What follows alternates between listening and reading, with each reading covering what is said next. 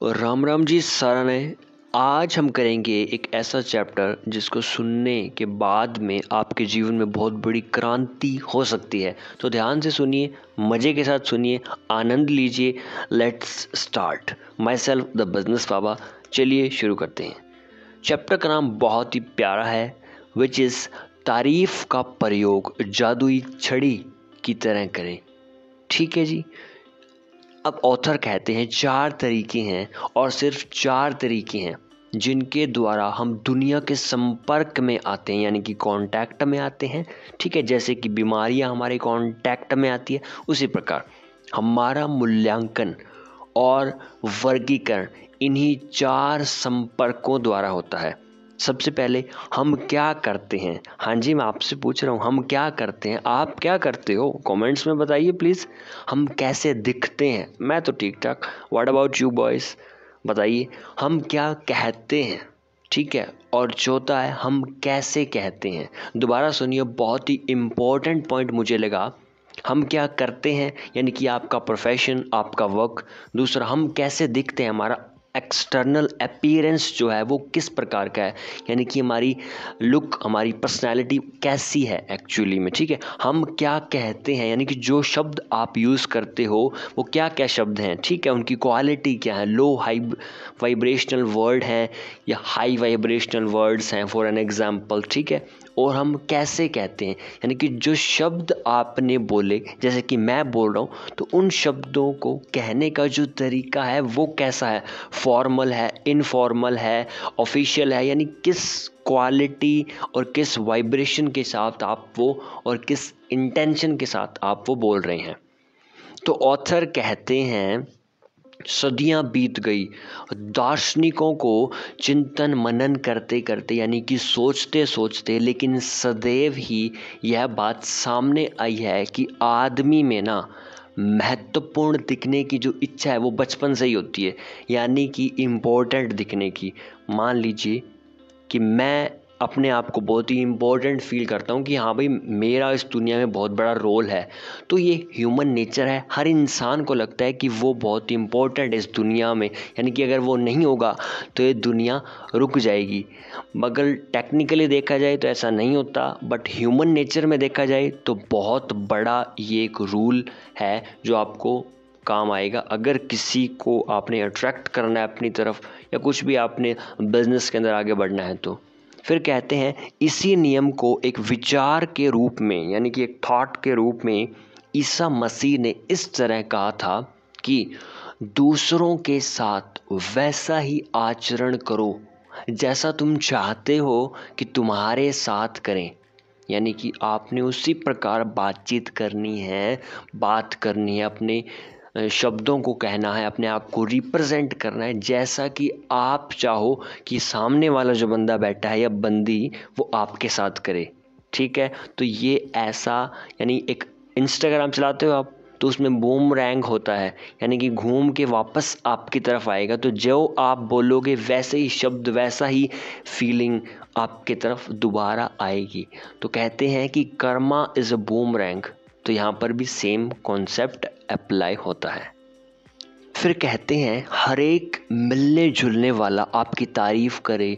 आप सिर्फ यही तो चाहते हैं, एक इंसान क्या चाहता है जनाब, आप क्या चाहते हो। अगर कोई इंसान आपकी तारीफ करे तो आपको कैसा लगेगा दोस्तों, बहुत अच्छा, राइट। मैं भी वैसा ही हूँ, ठीक है, इट्स लाइक सेम।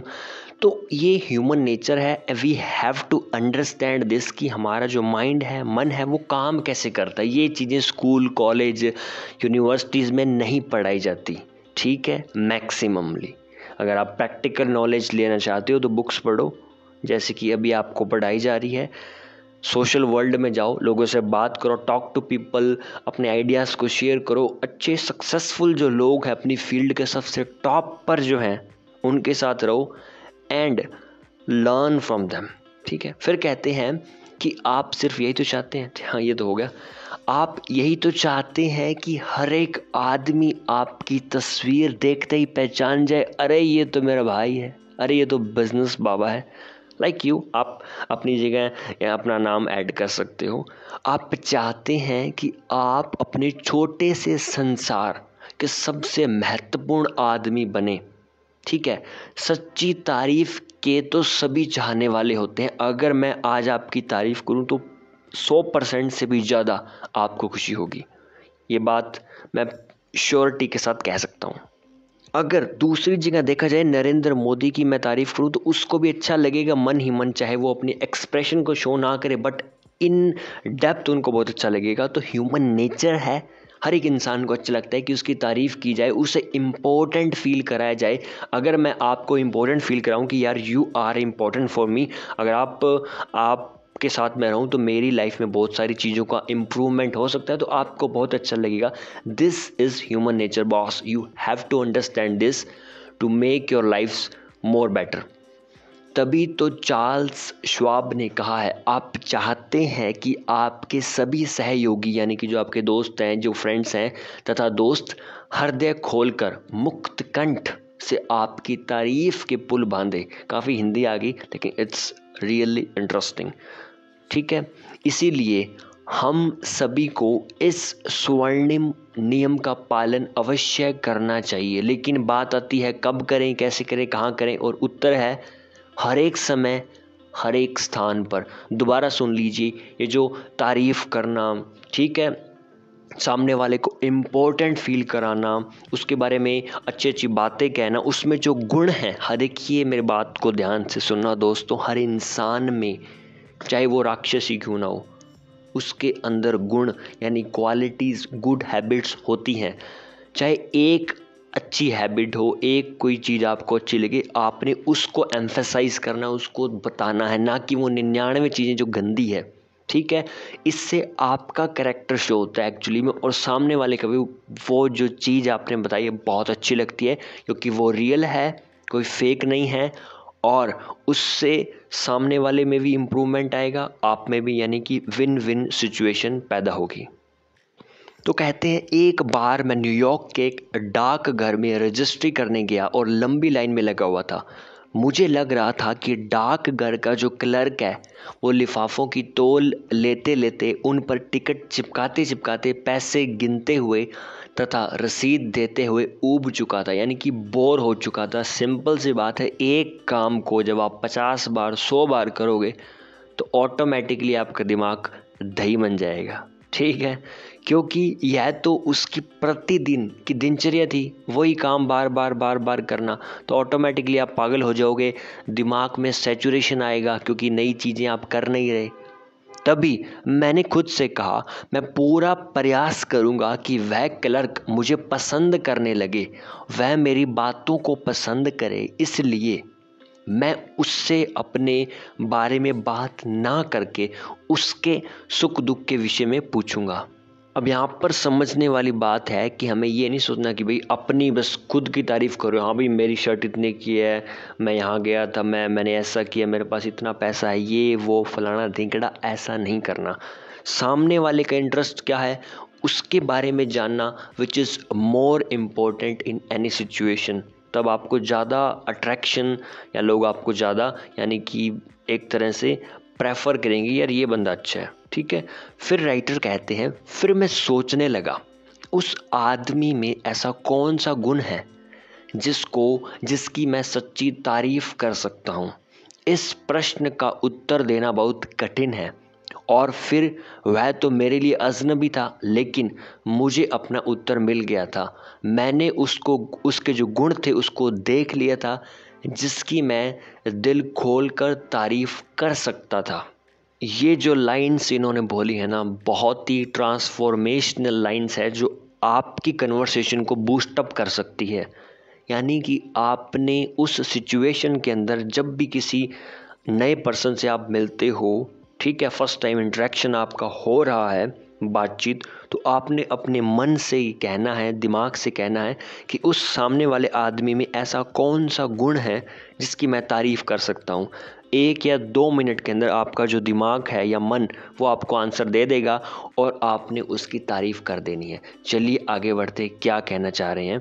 जब वह मेरे लिफाफे की तौल कर रहा था, यानी कि वेट कर रहा था, तो मैंने उत्साहपूर्वक यानी पूरी एक्साइटमेंट के साथ कहा, काश मेरे बाल भी आप जैसे घुंघरालू होते। काश मेरे बाल भी आप जैसे घुंघरालू होते। उत्साहपूर्वक यानी कि फुल एक्साइटमेंट के साथ मैंने उससे पूछा। तो यहाँ पर सबसे पहले आपने माइंड को क्या कहा कि मुझे उसमें गुण सर्च करना है जिसकी मैं तारीफ़ कर सकता हूँ। गुण मिला, तारीफ़ करने वाला रियल गुण। फिर एक्साइटमेंट के साथ उसको मैंने उसके ऊपर अच्छे से बोलना है ताकि उसका जो एक्साइटमेंट है, मेरी जो एक्साइटमेंट है वो वहाँ तक ट्रांसफ़र हो।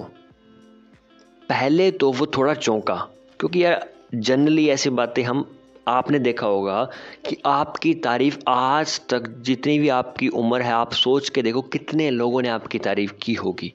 बहुत ही कम संख्या में आपका आंसर आने वाला है। जनरली हम ऐसा नहीं करते, और ऐसा ना करने की वजह से हमारी ये हैबिट बन चुकी है जो हमें लाइफ में पीछे की ओर ले जा रही है। तो आपने इसका उल्टा करना है आज से ही, बल्कि अभी से ही। ठीक है जी। पहले तो वह थोड़ा चौंका, लेकिन तभी उसके चेहरे पर मुस्कान आ गई।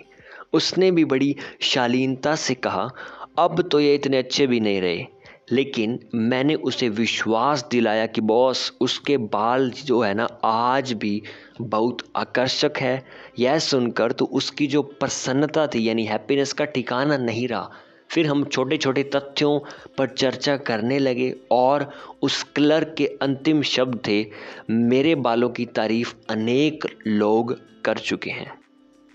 मैं शर्त लगा सकता हूँ कि उस दिन उसके पैर धरती पर नहीं पड़ रहे होंगे, यानी कि वो बहुत ही एक्साइटमेंट में रहा होगा। इसका मतलब ये है लंच भी उसने प्रसन्नता यानी खुशी के साथ किया होगा, और घर लौटने पर अपनी पत्नी को भी ये बात अवश्य बताई होगी। उसने अनेक बार अपने आप को शीशे के अंदर निहारा होगा कि यार really I am looking very beautiful. अपने बालों के साथ छेड़खानी की होगी और फिर कहा होगा, मेरे बाल तो वास्तव में खूबसूरत हैं। तो दोस्तों, इस पूरी कन्वर्सेशन का मतलब क्या है कि जब भी आप किसी की तारीफ़ करते हो ना, तो वो उसको बहुत लंबे समय तक याद रखता है। इसका आप ध्यान रखिए और आप अपनी ज़िंदगी में झांक कर देखिए पीछे कि जब भी किसी इंसान ने आपकी तारीफ़ की थी, वो पूरा दिन आपका कितना शानदार गया था। सोच के देखिए।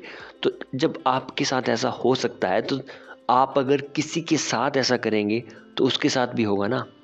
तो ये एक्सपेरिमेंट के रूप में आप करके देखिए, you will get wonderful results.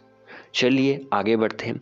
एक बार यह बात मैंने कुछ लोगों को सुनाई तो वह पूछने लगे, इस सब से आप क्या प्राप्त करना चाहते हैं?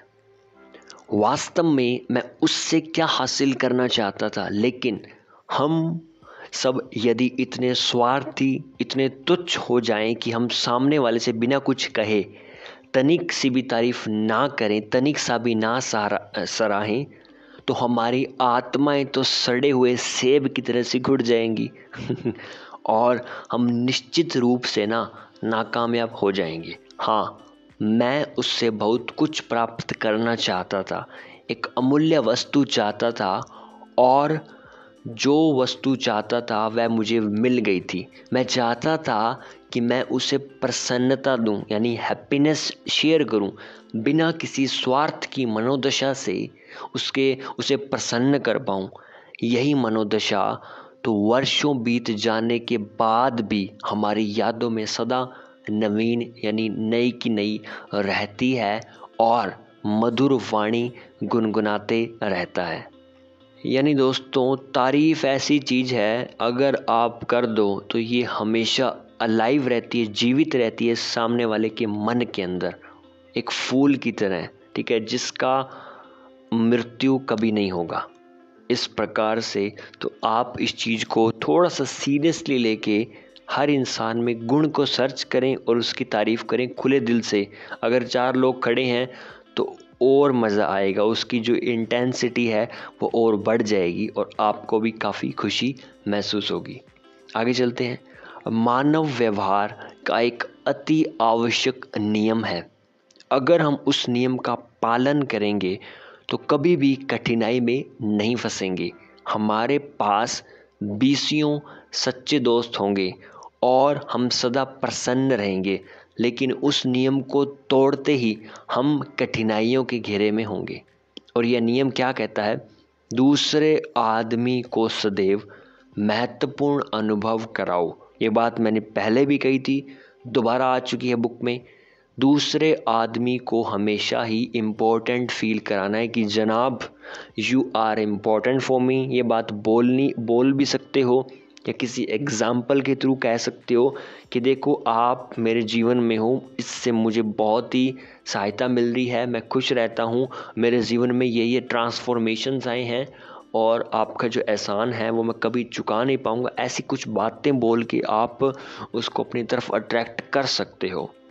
तो कहते हैं जॉन ड्यू एक पर्सन का नाम है, पता नहीं कहाँ से आ जाते हैं सॉरी, पहले ही कह चुके हैं कि हर एक आदमी खुद को दूसरे की दृष्टि में महत्वपूर्ण दिखाने की इच्छा रखता है। ठीक है जी। विलियम जेम्स भी इसी कथन से सहमत थे कि हर एक आदमी के मन की गहराई में यह लालसा छिपी हुई होती है कि उसे सराहा जाए। ठीक है, कि यार उसे कहा जाए कि यार आप बहुत अच्छे इंसान हो और आपका इम्पोर्टेंस बहुत ज़्यादा इस समाज में, ऐसा मतलब तारीफ़ की जाए। यही लालसा तो हमें जानवरों से अलग करती है। इसी लालसा के कारण ही तो मानव सभ्यता का विकास हुआ है। देखो कैसे इस लाइन ने एक पूरी इस स्टोरी को, जो अब तक हम आपसे बात कर रहे थे, उसको कैसे कनेक्ट किया है इवोल्यूशन के साथ। मानव सभ्यता का विकास हुआ है। तो इवोल्यूशन के दौरान ये सारी बातें हमें एक जानवर और इंसान को अलग कैटेगराइज करती है, राइट। अब कुछ अजीब से नाम हैं, मैं आपको बताना चाहता हूँ। विस्कॉनिन के डेविड स्मिथ ने हमारी कक्षा में बताया था कि जब उन्हें एक चैरिटी कंसर्ट के लिए रिफ्रेशर बूथ का चार्ज दिया गया तो उन्होंने एक कठिन परिस्थिति को किस तरह संभाला था।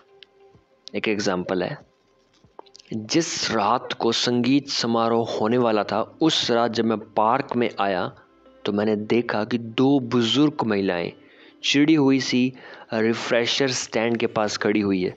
दोनों को एक गलत फहमी थी। वह सोच रही थी कि वही उस कार्यक्रम की इंचार्ज थी। मैं वहाँ खड़ा विचार ही कर रहा था कि क्या किया जाए और क्या नहीं। सोच रहा था पागलों की तरह। तभी प्रायोजक समिति की एक सदस्य वहाँ आई और उसने मुझे कैश बोनस तथा उस प्रोजेक्ट पर काम करने के लिए धन्यवाद दिया। फिर उसने जैन तथा रोज का परिचय मेरे सहायकों के रूप में करवाया और वहाँ से चली गई। काफ़ी समय तक वहाँ सन्नाटा छाया रहा। मुझे लगने लगा था कि वह कैश बोनस अब सत्ता का चिंतन बन चुकी है। इसलिए मैंने उसे रोज़ को देखकर कहा कि मैं पैसे का हिसाब किताब भली भांति नहीं रख पाऊंगा, इसलिए यदि आप ये जिम्मेदारी अपने हाथ में ले लें तो मुझे बहुत प्रसन्नता होगी। फिर मैंने जैन से कहा कि वह युवाओं को जिन्हें रिफ्रेशमेंट देने के लिए नियुक्त किया गया था, सोडा मशीन ठीक तरह से चलाना सिखा दें तो बहुत अच्छा रहेगा। फिर तो पूरी शाम संतोष से व्यतीत हुई। रोज खुशी से पैसे गिनती रही और जैन किशारों का मार्गदर्शन करती रही और मैं संगीत समारोह का आनंद हर्षपूर्वक लेता रहा। तारीफ रूपी जादू की छड़ी का उपयोग करने के लिए आवश्यक नहीं है कि आप फ्रांस के राजदूत हों या फिर किसी कमेटी के चेयरमैन हो, यानी कि आप किसी उपाधि पर हो या ना हो, आप लड़का हो लड़की हो, छोटे हो बड़े हो, मोटे हो पतले हो, ये सारी चीज़ें मैटर करती नहीं। बस आप एक इंसान होने चाहिए और आपको तारीफ़ करनी आनी चाहिए, सच्ची तारीफ़। ठीक है, और वो कैसे होगा? 1 मिनट की ब्रेनस्टॉर्मिंग करनी है, सोचना है, आपको आंसर मिल जाएगा कि इस बंदे में क्या गुण है और मैं क्या इसकी तारीफ़ कर सकता हूँ। इसका उपयोग तो आप प्रतिदिन यानी हर दिन और हर एक स्थान पर कर सकते हो। यानी कि ऐसा हथियार है जिसका इस्तेमाल 24/7 आप कर सकते हो और आप पर कोई मुकदमा भी नहीं होगा। चलते हैं हमारे अगले एग्जाम्पल की ओर। जैसे कि उदाहरण के लिए यदि वेटर आलू के स्थान पे आपके सामने French beans for an example कोई डिश का नाम है परोस दे, तो आप उससे कहिए, मैं आपको ज़रा भी कष्ट नहीं देना चाहता जनाब, लेकिन मुझे फ्रेंच बीन्स पसंद नहीं है। ये लाइन आपने उस वेटर को बोलनी है। फिर देखिए कमाल, फिर तो वेटर प्रसन्नतापूर्वक पूरी खुशी के साथ आपके लिए आलू ला देगा जो कि आपको चाहिए थे ओरिजिनली, क्योंकि आपने उसके प्रति सम्मान जो दर्शाया है, आपने उसको वैल्यू दी है, एक सम्मान दिया है, तो वो आपकी बात को टाल नहीं सकता। मैं आपको ज़रा भी कष्ट नहीं देना चाहता, कृपया आप ये काम कर देंगे, धन्यवाद, कृपया। जैसे छोटे छोटे वाक्य उसके दैनिक जीवन की खुरदरी मशीन में तेल लगा के इसे एक बार फिर चिकना बना सकते हैं। यानी कि मतलब है कि अगर आप इन शब्दों का, जैसे कि धन्यवाद, कृपया, कृपया आप ये काम कर देंगे, मैं आपको ज़रा भी कष्ट नहीं देना चाहता, ठीक है, ये एग्जाम्पल्स थे। अगर आप इनका उपयोग करते हो अपने दैनिक जीवन में, तो सामने वाले की जो मशीन है दिमाग की, शरीर की, उसके अंदर एक वापस से चिकनाहट, यानी कि वो प्रॉपर काम करने लगेगी और आप जो चाहते हो वो काम सामने वाला करेगा। होपफुली ये एग्जाम्पल आपको समझ आ गया होगा। बढ़ते हैं हमारे अगले एग्जाम्पल की ओर। तो वो कहते हैं कि 20वीं सदी यानी कि 20th सेंचुरी के शुरू में हॉल कैन, एक पर्सन का नाम है, कि उपन्यास बहुत लोकप्रिय थे, ठीक है। उनकी the Christian, the deem muster, the max man आदि ये सबसे ज़्यादा बिकने वाली पुस्तकें थी, सबसे ज़्यादा इनकी बिक्री हुई थी उस समय के अंदर। वह एक लोहार के बेटे थे और सिर्फ 8 साल तक ही विद्यालय शिक्षा प्राप्त कर पाए थे किन्हीं रीज़न के कारण, लेकिन अपनी मृत्यु के समय वे सबसे अमीर साहित्यकार थे। उनकी कहानी इस तरह है। हॉल कैन के बैलेट तथा सीनेट बहुत पसंद थे, इसीलिए उन्होंने दांते ग्रैबिल की साहित्य की उपलब्धियां एवं योगदान पर एक प्रशंसात्मक लेख भी लिखा और उसकी एक प्रति यानी कॉपी रोसेटी को भेज दी। रोसेटी तो उसे पढ़कर प्रसन्नता से गदगद हो उठे। रोसेटी ने खुद से ये अवश्य कहा होगा, जो युवक मेरी प्रतिभा की परख कर सकता है वह अवश्य ही प्रतिभाशाली होगा। फिर रोसेटी ने इस लोहार के बेटे को लंदन बुलवाकर अपना सेक्रेटरी नियुक्त कर लिया। इसी घटना से हॉल कैन का पूरा जीवन बदल गया और वह अपने समय के सबसे सफल साहित्यकार बन गए तथा उन्होंने अपना नाम स्वर्ण अक्षरों में आसमान पर लिखवा लिया। ऑयल ऑफ मैन पर उनका घर ग्रीबा कैसल संसार भर के पर्यटकों के लिए मक्का बन चुका था तथा अपने जाने के बाद उन्होंने करोड़ों डॉलर की दौलत छोड़ी थी। लेकिन यदि उसने उस प्रसिद्ध आदमी की तारीफ में यह लेख ना लिखा होता तो संभवतः आज भी निर्धनता में ही जीवन व्यतीत कर रहा होता और निर्धनता में ही मर जाता। तो तारीफ़ करना बहुत इम्पोर्टेंट है और जो महान लोग हैं वो इसकी इन शब्दों को ज़रूर एक्सेप्ट करते हैं, समझते हैं।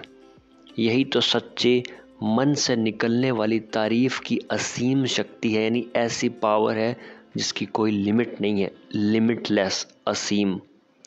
रोसेटी खुद को महत्वपूर्ण मानते थे, वह भी हम सब की ही तरह सच्ची तारीफ़ के खरीदार थे। हर एक इंसान को अपनी तारीफ़ पसंद होती है दोस्तों, तो आप भी इस मौके का पूरा फ़ायदा उठाएं और मेरी थोड़ी सी तारीफ़ कर दें। कितने ही लोगों का जीवन सुधर सकता है यदि कोई उन्हें यह विश्वास दिला दे कि वह महत्वपूर्ण है। अगर आप किसी सामने वाले को इम्पोर्टेंट फील करा दो तो इसका जीवन पॉजिटिव डायरेक्शन में ऑटोमेटिकली चल पड़ेगा। कैलिफोर्निया के हमारे पाठ्यक्रम के शिक्षक रोनाल्ड इस कला के भी शिक्षक थे। उन्होंने क्रिस नामक एक छात्र के बारे में हमें बताया था। क्रिस एक अत्यधिक शांत तथा शर्मीला युवक था, बिल्कुल लड़कियों की तरह, जिसमें आत्मविश्वास की बहुत कमी थी और इसलिए लोग उस पर इतना ध्यान नहीं देते थे जितना कि अन्य विद्यार्थियों पर। मैं एक एडवांस क्लास भी लेता था जिसमें पढ़ना गर्व की बात समझी जाती थी। यह माना जाता था कि उसमें पहुंचने वाले छात्र में कोई न कोई योग्यता अवश्य होती थी। एक दिन क्रिस अपनी मेज पर पूरे परिश्रम से काम करने में जुटा हुआ था।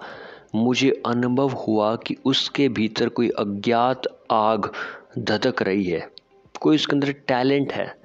क्रिस के चेहरे पर एकदम ही ऐसे भाव आ गए जिन्हें बयान करना कठिन था। यह 14 वर्षीय बच्चा जो संकोची और शर्मीला था, अपने आंसुओं को रोकने का भरसक प्रयत्न कर रहा था। मिस्टर रॉलैंड, क्या मैं इतना अच्छा हूँ? उसने पूछा। तो जवाब आया, हाँ जिम, तुम बहुत प्रतिभाशाली हो। मुझे अपनी बातें वहीं रोकनी पड़ी, क्योंकि मेरी आंखों में भी आंसू निकलते देख वह खुद को 2 इंच लंबा अनुभव कर रहा था। उसने अपनी नीली चमकदार आंखों से मेरी और बड़े आत्मविश्वास से देखा और कहा, मिस्टर रॉलैंड, आपका बहुत बहुत धन्यवाद। क्रिस ने ही तो मुझे वह सबक सिखाया था जिसे मैं सदा याद रखूंगा। खुद को महत्वपूर्ण महसूस करने की हमारी दृढ़ अपेक्षा, हम खुद को भी इम्पोर्टेंट फील कराएं और सामने वाले को भी। फिर मैंने फैसला लिया कि इस नियम को मैं सदा अपने दिमाग में रखूंगा और मैंने एक पोस्टर तैयार कर लिया, आप बहुत महत्वपूर्ण हैं। इस नाम का एक पोस्टर था कि वो मुझे बार बार रिमाइंड कराता रहे कि इम्पोर्टेंट कितना ज़रूरी होता है, सामने वाला और खुद दोनों। अब यह पोस्टर कक्षा की सामने वाली दीवार पर सबकी आंखों के सामने टंगा रहता है और हर एक छात्र को यह अनुभूति दिलाता है कि वह बहुत महत्वपूर्ण है। इस बात को इस तरह स्पष्ट किया जा सकता है कि आपसे मिलने वाले अधिकतर आदमी अपने आप को किसी न किसी मामले में आपसे अधिक श्रेष्ठ मानते हैं। उनका मन जीतने का सबसे सफल ढंग यही है कि आप उन्हें यह अनुभूति करा दें कि आप वास्तव में उनको महत्वपूर्ण मानते हैं। यानी आपने किसी न किसी तरीके से कोई लाइन या कोई तारीफ से सामने वाले व्यक्ति को फील कराना है कि you are important for me. जब मैं आपको ये बताने जा रहा हूँ कि मेरे पाठ्यक्रम के विद्यार्थियों ने किस तरह इन नियमों को अपने जीवन में उतारा था, यह नमूना डैश एक प्लेस का नाम है कि एक वकील का है जिसने अपने संबंधियों के कारण अपना नाम गुप्त रखने को कहा है। कोर्स में भाग लेने के कुछ ही दिनों के पश्चात श्रीमान आर अपनी पत्नी के साथ लीग आइलैंड पर अपनी पत्नी के संबंधियों से मिलने गए। श्रीमान आर की पत्नी खुद को अपने युवा संबंधियों से बात करने में व्यस्त हो गई तथा उन्हें अपनी एक बूढ़ी चाची के साथ बात करने के लिए बैठा दिया। चूँकि श्रीमान आर को अब हमारी क्लास में एक व्याख्यान देना था जिसमें उन्हें तारीफ के तथ्यों पर चलकर उसके सुखद नतीजों के बारे में बताना था, इसलिए उन्होंने वह वृद्ध महिला की ही तारीफ करने का फैसला लिया। उन्होंने पूछा, यह घर संभवतः 1980 के लगभग बना होगा? यह घर उसी साल बना था, महिला ने उत्तर दिया।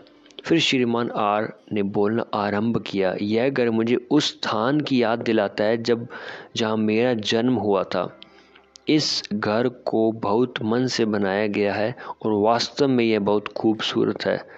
अब इतने खुले खुले घर कहाँ बनते हैं?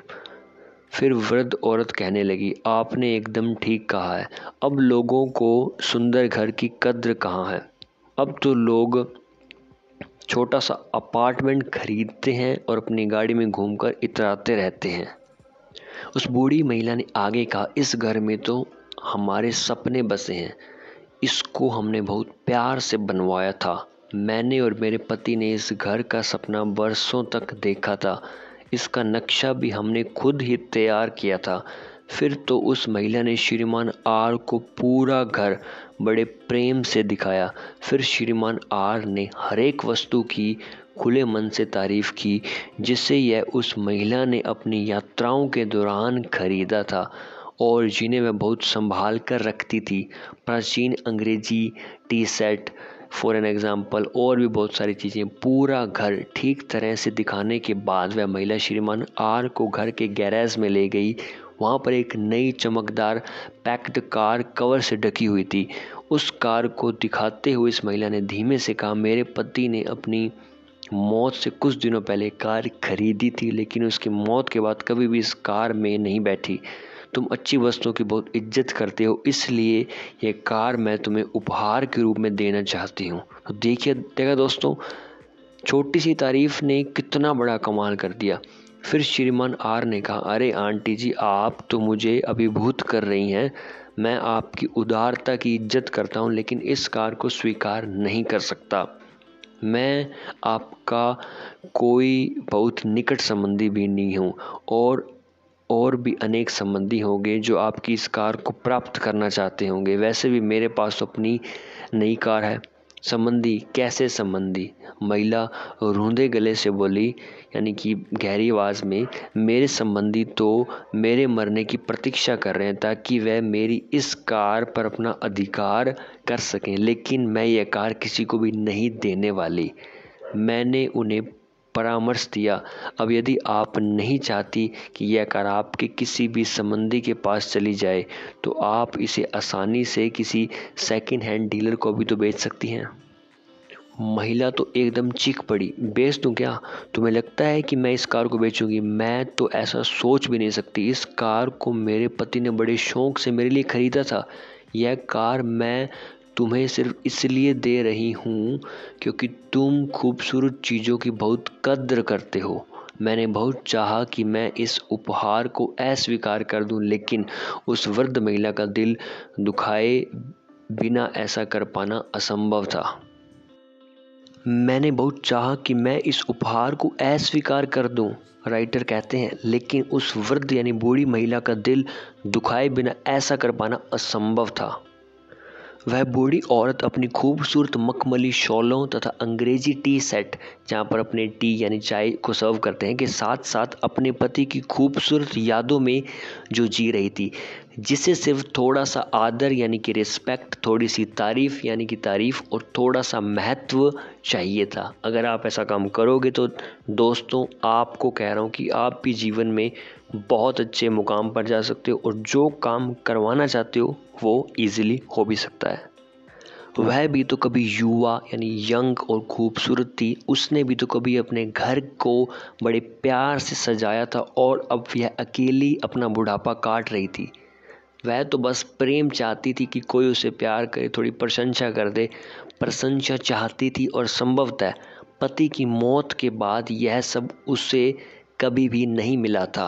और जब मैंने तारीफ़ की, प्रशंसा की, उसके ऊपर मरहम यानी कि मरहम का काम करती है तारीफ़ और प्रशंसा, तो उनकी दुखी आत्मा पर बहुत ज़्यादा पॉजिटिव इफ़ेक्ट पड़ा। तो उसे लगा कि जैसे उसे रेगिस्तान में झरना मिल गया है। अगर आप भी तारीफ़ करते हो ऐसे पर्सन की, तो बहुत ज़्यादा बेनिफिट आपको देखने को मिलेंगे। वह तो अपनी कृतज्ञता यानी कि ग्रेटिट्यूड मुझे पैकार्ड जैसी कार देकर दिखाना चाहती थी।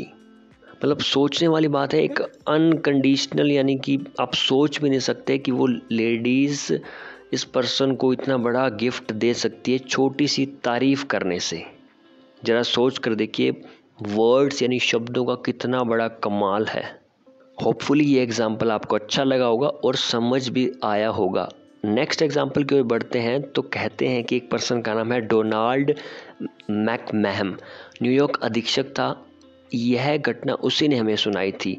How to win friends and influence people पाठ्यक्रम में भाग लेने के बाद मैं एक दिन एक प्रसिद्ध जज की दौलत को लैंडस्केप कर रहा था। यानी वो व्यक्ति बाहर आकर जज ने मुझे कई निर्देश दे डाले कि पौधों को कहाँ और कैसे लगाना है। मैंने उस जज से कहा, आपकी दिलचस्पी बहुत अच्छी है। यानी तारीफ करना शुरू कर दी इन्होंने अपनी। आपने कुत्ते भी बहुत सुंदर सुंदर पाल रखे हैं। मुझे पूरा विश्वास है कि आप मैडिसन स्क्वायर गार्डन के शो में प्रतिवर्ष अनेक नीले रिबन अवश्य जीतते होंगे। यहाँ जो तारीफ़ हुई है बिल्कुल सच्ची हुई है, यानी आपको जो दिख रहा है उस पर्सन के अंदर क्वालिटी या उसकी अचीवमेंट्स, तो आपने सच्ची तारीफ़ करके उसका दिल जीतना है। इस छोटी सी तारीफ़ का असर अद्भुत था, बेमिसाल था। जज ने तुरंत उत्तर दिया, बेशक। आइए मैं आपको अपना डॉग हाउस दिखाता हूँ। फिर वह जज बहुत देर तक मुझे अपने कुत्ते तथा जीते गए पुरस्कार दिखाता रहा। इसके बाद वह अपनी वंशावली का गुणगान करते रहे कि किस तरह उनके शुद्ध जातीय रक्त के कारण ही वे इतने बुद्धिमान हैं और सुंदर हो पाए हैं। आखिरकार मेरी तरफ मुड़ते हुए उन्होंने मुझसे पूछा, क्या आपका कोई छोटा बालक है? मैंने कहा, हाँ, मेरा एक प्यारा सा बेटा है। जज पूछने लगे, क्या वह कुत्ते के पिल्ले के साथ खेलना पसंद करेगा? मैंने भी तत्काल उत्तर दिया, क्यों नहीं, वह तो खुशी से पागल हो जाएगा। तो फिर ठीक है, मैं एक पिल्ला तुम्हें उपहार स्वरूप दे रहा हूँ। जज ने ये बात बोली उस पर्सन को। इसके बाद वे मुझे उस पिल्ले के रहन सहन और खान पान संबंधी आदतों के बारे में बताने लगे। फिर उन्होंने उस पिल्ले की सारी दिनचर्या मुझे लिख कर दी कि इसको ध्यान में रखना कि कैसे इसको सरवाइव करा सकते हो आप इजीली। ज़रा सोच कर देखिए, उस जज ने सैकड़ों डॉलर का अमूल्य पिल्ला तथा अपने ढेर सारा कीमती समय मुझे सिर्फ इसलिए तो दिया था क्योंकि मैंने उनकी रुचियों और उपलब्धियों की खुले मन से सच्ची प्रशंसा जो की थी। मॉरल ऑफ द स्टोरी ये है कि सामने वाले का इंटरेस्ट आपने फाइंड आउट करना है कि उस पर्सन का किस चीज़ में इंटरेस्ट है। फॉर एग्जांपल क्रिकेट में, गार्डनिंग में, कुत्तों को रखने में, गाड़ियों का, वट एवर इट इज़, तो वो आपने फाइंड आउट करना है और उससे रिलेटेड तारीफ़ करनी है, सवाल पूछने हैं और उसकी जो अचीवमेंट्स है, उपलब्धियां हैं, उनकी सच्चे मन से अगर प्रशंसा करोगे तो भाई साहब आप भी इस पर्सन की तरह बहुत सारे गिफ्ट्स उस शब्दों के बदले में सामने वाले से ले सकते हो। चलिए दोस्तों, आपको एक और प्यारा सा एग्जांपल दे के मैं समझाता हूँ कि कैसे आप सामने वाले की तारीफ़ करके जो भी चाहते हो ना आप, यानी कि वो आपको खुले मन से जो चीज़ देना चाहता है वो आपको दे के जाएगा। चलिए बढ़ते हैं। तो कहते हैं कि कोडक फेम जॉर्ज ईस्टमैन ने पारदर्शी फिल्म का आविष्कार किया था, जिसके कारण गतिशील फिल्म बनना संभव हो सका था। यानी फिल्मों की बात हो रही है यहाँ पे। वह संसार के सबसे सफल व्यापारियों में से एक थे, एक बिजनेसमैन की बात, जिनके पास करोड़ों डॉलर की संपत्ति थी, यानी कि वेल्थ। लेकिन वे भी अपनी उपलब्धियों की तारीफ पाने के उतने ही इच्छुक थे जितना कि एक मामूली सा ड्राइवर या वॉचमैन होता है। इस बात को ध्यान से समझिए कि कोई भी इंसान जो है ना, वो तारीफ़ का भूखा होता है और उपलब्धियों की तारीफ़ का बिल्कुल भूखा होता है। चाहे वो कोई भी इंसान हो, चाहे वो ड्राइवर हो, वॉचमैन हो, जज हो, बिजनेसमैन हो, एवरीबॉडी। तो इस बात का ध्यान रखिए। चलिए आपको थोड़ा एग्जाम्पल दे के समझाता हूँ कि एक पर्सन है जिनका नाम है ईस्टमैन। ईस्टमैन में विद्यालय ऑफ म्यूज़िक तथा किलबॉर्न हॉल बनाने वाले थे। ठीक है, ईस्टमैन की इन इमारतों में थिएटर कुर्सियां लगनी थी और उसके लिए सुपीरियर सिटिंग कंपनी के प्रेसिडेंट अपनी कंपनी के लिए उनसे कुर्सियों का आदेश लेना चाह रहे थे। श्रीमान एडमसन ने आर्किटेक्ट को फ़ोन करके रोचेस्टर में, इस जगह का नाम है, श्रीमान ईस्टमैन से मिलने का समय निश्चित कर लिया कि किस समय हमें उस आदमी से मिलना है।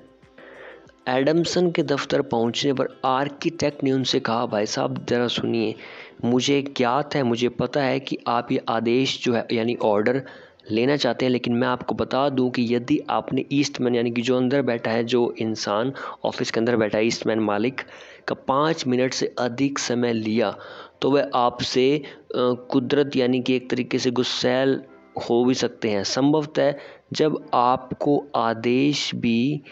आपको आदेश भी ना मिल सके, हो सकता है ऐसा हो। लेकिन ईस्टमैन बहुत अनुशासन प्रिय आदमी है, ठीक है, यानी कि डिसिप्लिन है, एक एक मिनट का वो ध्यान रखते हैं। वह नहीं चाहते कि कोई उनका समय नष्ट करे, इसलिए जल्दी से जल्दी अपनी बात कहकर वापस चले आना। श्रीमान ईस्टमैन के दफ्तर में प्रवेश करने पर एडमसन ने देखा कि मिस्टर ईस्टमैन यानी कि जो सामने बंदा बैठा है, अपनी मेज पर रखे कागजों के ढेर को उलट पुलट कर रहे थे, यानी कुछ ढूंढ रहे होंगे। थोड़ी देर बाद श्रीमान ईस्टमैन ने सिर उठाया, चश्मा उतारा और एडमसन यानी कि जो व्यक्ति उनके ऑफिस में आया था, आर्किटेक्ट, से संबोधित होकर बोले, गुड मॉर्निंग, कहिए आप क्या चाहते हैं। जब आर्किटेक्ट उनका परिचय करा चुका तो एडमसन ने कहा, जब मैं बाहर आपकी प्रतीक्षा कर रहा था श्रीमान ईस्टमैन, तो मन ही मन आपके दफ्तर की सुंदरता की तारीफ कर रहा था। हर एक आदमी चाहेगा कि वह ऐसे दफ्तर में काम कर सके। मैं कई वर्षों से इंटीरियर बिजनेस में हूँ, लेकिन इतना खूबसूरत दफ्तर तो मैंने आज तक नहीं देखा। तो यहाँ पर एडमसन ने क्या किया, जैसे ही उसकी बारी आई उसने तारीफ़ की कि मैं बाहर बैठा था और मन ही मन आपके दफ्तर की तारीफ़ कर रहा था कि कितना शानदार होगा। और देखी, ये एक पॉजिटिव तारीफ़ थी, प्रशंसा की उनके ऑफिस की, जो कि उन्होंने खुद बनाया था। तो यहाँ से अब उन्होंने दिल जीत लिया। अब बात बहुत आगे जाएगी, ध्यान से सुनिए। इस पर जॉर्ज ईस्टमैन ने तत्काल यानी कि फटाफट से उत्तर दिया, जिस बात को मैं पूरी तरह से भूल चुका था, आपने तो वही बात मुझे फिर से याद करा दी। वास्तव में मेरा दफ्तर सुंदर है ना।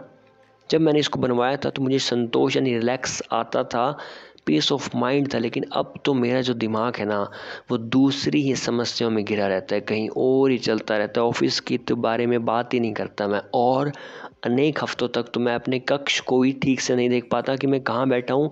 एक समय पर मैं ऐसे ऑफिस के सपने देखता था। फिर एडमसन उठे तथा एक पैनल को छूकर कहा, यह तो इंग्लिश ओक से बनी लगती है, यह इटालियन ओक से भी अच्छी लगती है। ईस्टमैन ने बड़े गर्व से कहा, हाँ, इसे मेरे एक दोस्त ने खास रूप से पसंद करके चुना था, उसे लकड़ियों का बहुत ज्ञान है। तो दोबारा उसने तारीफ कर दी एडमसन ने, जो बाहर से मिलने आया था उनके ऑफिस में। बाद में ईस्टमैन ने एडमसन को अपना पूरा कमरा दिखाया, यानी कि जो व्यक्ति 5 मिनट से ज़्यादा समय लेने पर गुस्सा हो जाता है, उस बंदे ने पूरा कमरा दिखाना शुरू किया। तो ज़रा सोचिए, तारीफ़ करने का कितना बड़ा परिणाम आपको मिल सकता है। उसके आकार, रंग, उन सारी वस्तुओं पर टिप्पणी की जो उन्होंने अपने दफ्तर को तैयार करवाने में लगाई थी। जब वह लोग कक्ष में घूम रहे थे, तभी एक खिड़की के सामने रुक गए और जॉर्ज ईस्टमैन ने बड़ी शालीनतापूर्वक उन संस्थाओं की ओर संकेत किया जिनके द्वारा वे मानवता की सेवा करने का अथक प्रयास कर रहे थे। फॉर एग्जाम्पल, चिल्ड्रन का अस्पताल, जनरल अस्पताल, लॉट्स ऑफ थिंग्स।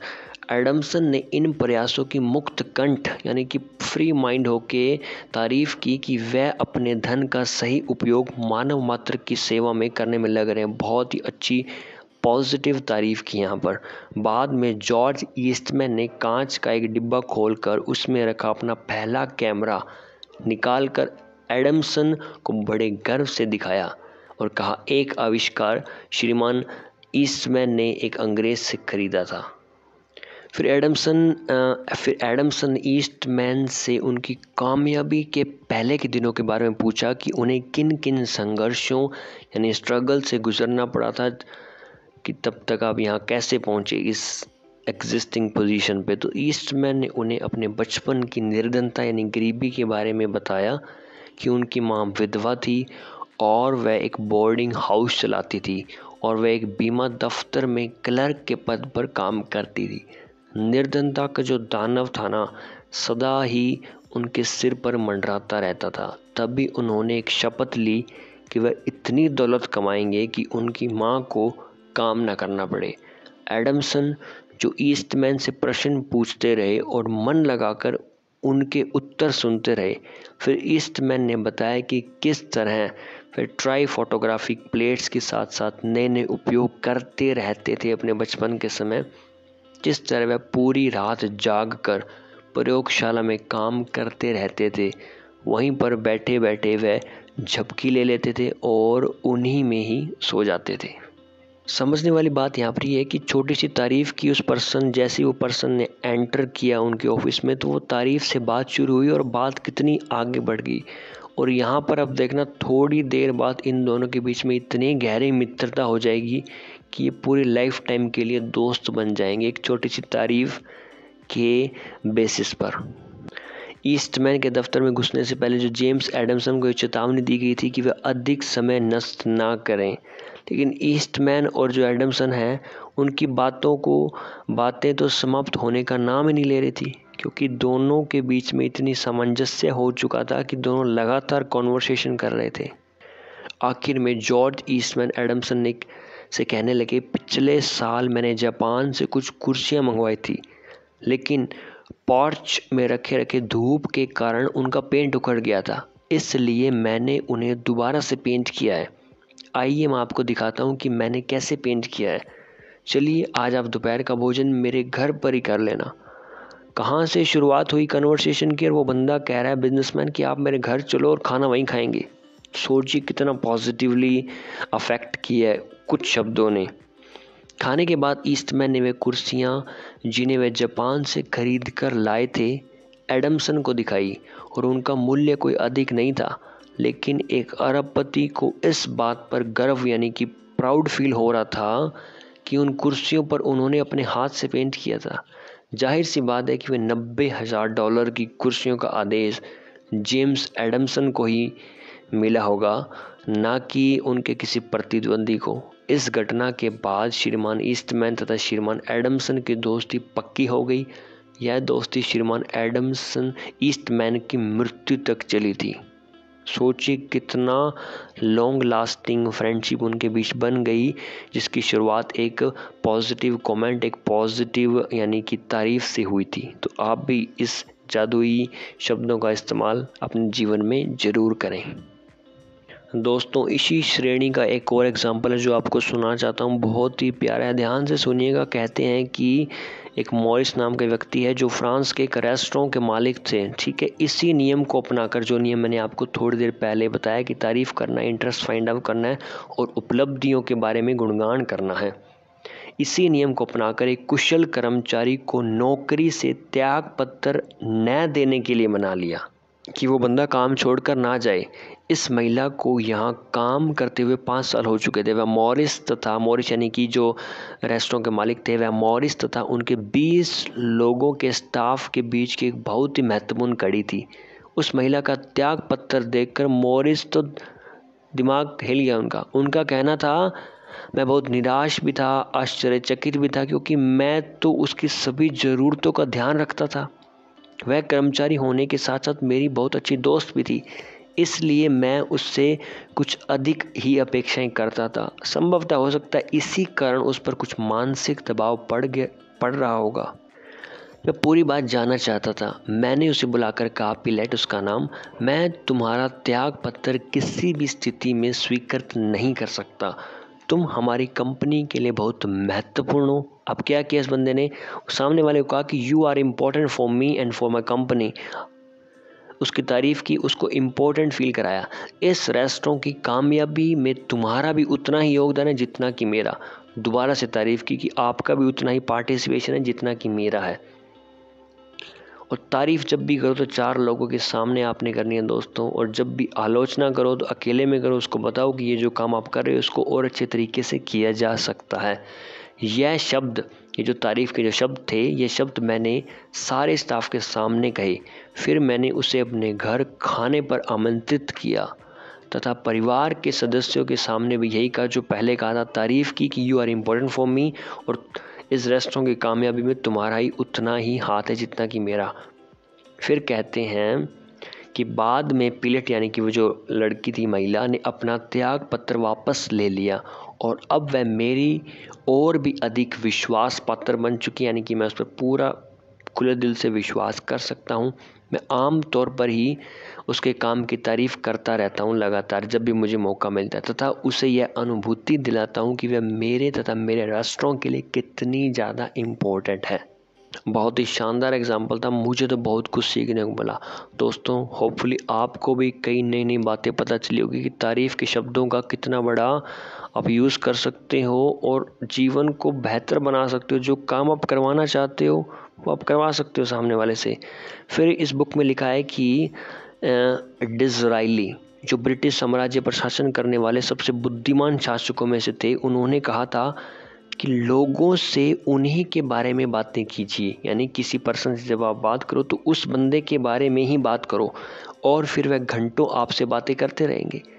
लोगों से उन्हीं के बारे में बातें कीजिए और फिर वह घंटों आपसे बातें करते रहेंगे। ये एक बहुत ही बड़ा सीक्रेट है कि कैसे आप उस पर्सन को अपनी तरफ अट्रैक्ट कर सकते हो।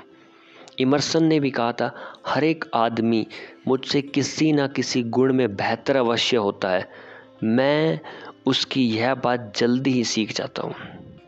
हाँ, इस मामले का एक दुखद पहलू यह है कि ऐसे लोग जिनके पास खुद को सर्वश्रेष्ठ समझने का कोई कारण नहीं होता, तो वह अपने अहंकार को संतुष्ट करने के लिए मतभेद का सहारा भी ले सकते हैं, जो मन को दुखाने वाला हो सकता है। शेक्सपियर ने भी कहा है, आदमी तनिक सी सत्ता को पोशाक पहनते ही ईश्वर के सामने ऐसे ऐसे नाटक करने लगता है जिन्हें देखकर देवदूत ही आंसू बहाने पर विवश हो जाते हैं। तो अंत में एक लाइन प्यारी सी लिखी है जिसको समझना बहुत इम्पोर्टेंट आप सभी दोस्तों के लिए। कहता है राइटर, कोई भी मूर्ख आलोचना, निंदा और शिकायत कर सकता है, और अधिकांश मूर्ख यही तो करते हैं कि अगर कोई इंसान आलोचना कर रहा है, निंदा या शिकायत कर रहा है, तो वो इंसान मूर्ख है इस राइटर के अनुसार। तो आपने इन चीज़ों का इस्तेमाल नहीं करना जीवन में, आपने तारीफ़ करनी है, आपने इंटरेस्ट फाइंड आउट करना है, और सामने वाले की जो उपलब्धियां हैं उनको ढूंढ के उनकी तारीफ़ करनी है, खुले दिल से प्रशंसा करनी है। और आप देखिए इसका कितना पॉजिटिव आप इस्तेमाल करके अपने जीवन को बेहतर बना सकते हो, और एक जादू की छड़ी की तरह काम करेगा आप सभी के लिए। हर एक शब्द से आप बहुत कुछ सीख सकते हो इस किताब में, जैसे कि मैंने आप सभी को बताए हैं। तो आपने इनका इस्तेमाल करना है जीवन में और आगे बढ़ना है। और अंत में आपसे कहना चाहता हूँ कि अगर आपने इस वीडियो को पूरा देखा है तो अपने दोस्तों के साथ, फैमिली मेम्बर्स या जिनके भी साथ आप शेयर करोगे ना, तो वो आपको दुआएं ही देंगे, आपकी भी तारीफ़ करेंगे, क्योंकि आपने उनको इतना पॉजिटिव और इतना इम्पोर्टेंट मटेरियल प्रोवाइड किया है कि जिससे वो जीवन में प्रगति कर सकते हैं। जितना हो सके फैलाएं, सब्सक्राइब करें, शेयर करें और कमेंट्स करें पॉजिटिवली, और हमारी एनर्जी को और इनक्रीज़ करें। धन्यवाद। जय हिंद।